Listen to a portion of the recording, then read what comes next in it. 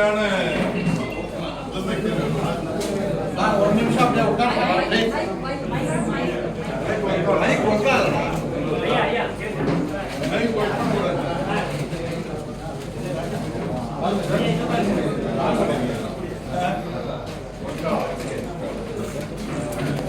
எளிமையான எனக்கு தெரிஞ்சு நான் பார்த்ததில்லை கல்லூரி நண்பர் அதுக்காக இல்லை எவ்வளோ பேர் பார்த்தேன் நான் பார்த்தவரை கல்விகள் வந்து ரொம்ப சிம்பிளாக மாவட்ட கல்வியில் கவிதை படிக்கும்போது படித்தார் ரைட்டாக கண் எனக்கு கலங்கிச்சார் நிறைய நேரம் நான் கூட வந்து பார்த்தேன் அதை அப்படியே வரிகளாக எழுதியிருந்தார் அதாவது சென்னை தண்ணியை அதிகமாக குடித்து வருகிறேன்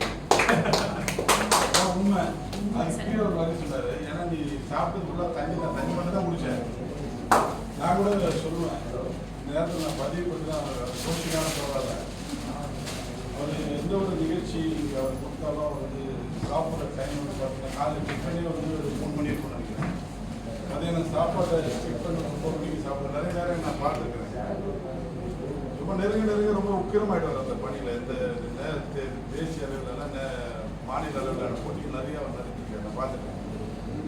அப்போ நான் கேட்பேன் என்ன பார்த்து 2 நாளாக சாப்பிடாம ஒர்க் பண்ணேன் இப்போ அதெல்லாம் என்னதான் இப்படி எங்கிறதா அப்படின்னு சொல்ல முடியாது. பட் பர்சனலாக அவர் புரியும் அந்த அளவுக்கு வேலை செஞ்சவர்.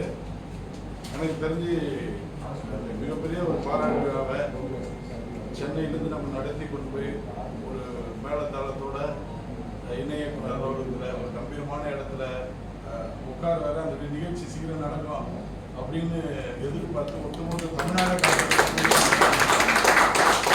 எல்லாருக்குமே ஒரு இடிதான்.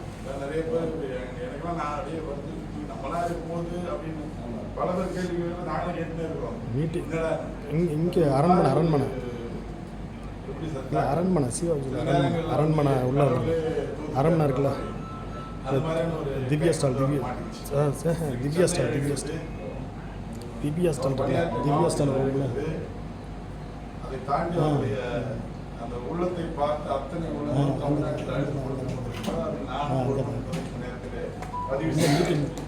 நிச்சயம் கரெக்டாக சொல்லி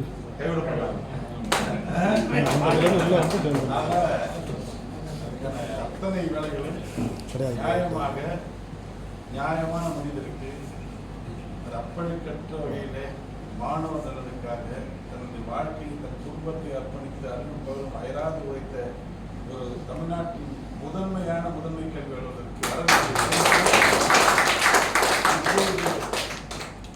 தள்ளி போவதாக தோற்றத்தை ஏற்படுத்தினாலும் நிச்சயம் அந்த பொறுப்பு ஒட்டுமொத்த தமிழகத்தில் இருக்கிற அத்தனை நல்ல உள்ளங்களும் பிரார்த்தனையால் வந்தே சேரும். அதை யாரும் தடுத்து விட முடியாது. அதுக்குரிய அத்தனை முயற்சிகளையும் வந்திருக்கிறவங்க ஒரு விஷயம் தான் நிச்சயம் பெருமைக்குரிய அதுல ஒரு உள்ள நுழையும் போதே ஒரு சின்ன ட்விஸ்ட் ஆயிடுச்சு. நம்ம வந்து ஆசைப்படுறது கிடைக்கிறது ஆசைப்பட்டு ஏற்றுக்கிற டைப்ல இருக்கிறவர் அன்னைக்கு சொல்லுவாங்க. எனக்கு உள்ள லைப்ரரி பார்க்கறதுக்கு முன்னாடி தெரியல.